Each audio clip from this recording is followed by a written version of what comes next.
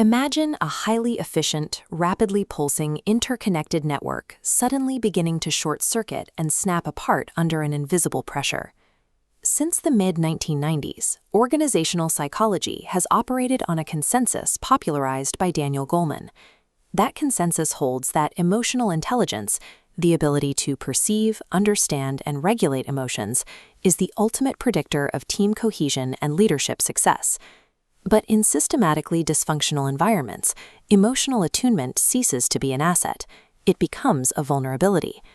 This chart plots organizational performance versus emotional intelligence. In a healthy environment, high EI leadership drives an upward trend toward peak performance. But watch what happens when we introduce cultural toxicity. The line violently plummets straight into cognitive depletion. These highly attuned professionals experience symptoms mirroring clinical compassion fatigue. They face accelerated exhaustion, chronic vigilance, and elevated attrition rates compared to their less attuned peers. We are going to map the exact neurobiological and systemic mechanisms that turn emotional attunement into a liability, and we will define the structural interventions required to correct it. Organizations must engineer specific relational infrastructure. Without it, they will systematically exhaust and drive away their most capable talent. We must distinguish true workplace toxicity from standard operational friction. Stress and resource constraints are normal. Toxicity is the systematic erosion of psychological safety, coupled with normalized patterns of interpersonal fear and harm.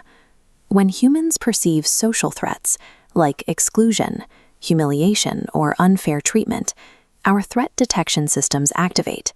This diagram outlines a functional brain scan comparing threat responses based on research by Eisenberger and Lieberman.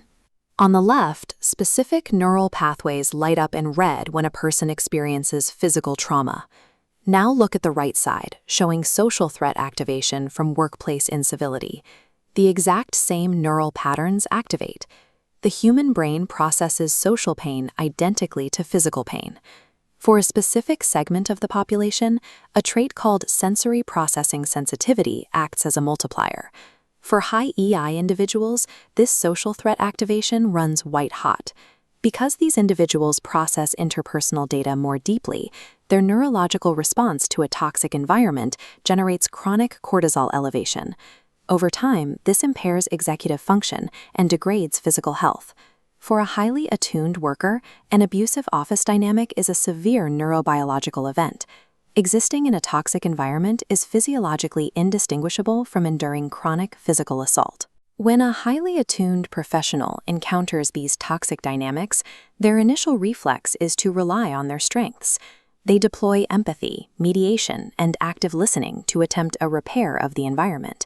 This instinct fails because interpersonal empathy cannot fix structural pathologies. You cannot listen your way out of absent accountability or deliberate information hoarding. This diagram maps the exact cycle of failure that breaks highly attuned workers. It starts with systemic dysfunction at node A, which directly triggers node B, the employee's empathic attempt to repair the situation. Because the root issue is structural, those efforts face immediate rejection at node C. This failure pushes the employee down to node D, internalization. As the employee repeatedly tries to fix an unfixable system, this loop spins faster. The sheer cognitive load of constant failure causes the internalization node to pulse and grow. This cycle ends in a state defined by psychologist Martin Seligman as learned helplessness. The continuous erosion of agency leaves the worker completely demoralized. The tragedy of this loop lies in the conclusion the employee draws. Rather than recognizing the environment is diseased, the highly capable professional falsely concludes they must be personally inadequate. A toxic system weaponizes an emotionally intelligent person's self-awareness against their own professional self-worth. The damage extends past the individual. The immediate business fallout of this dynamic creates an overwhelming case against tolerating toxicity.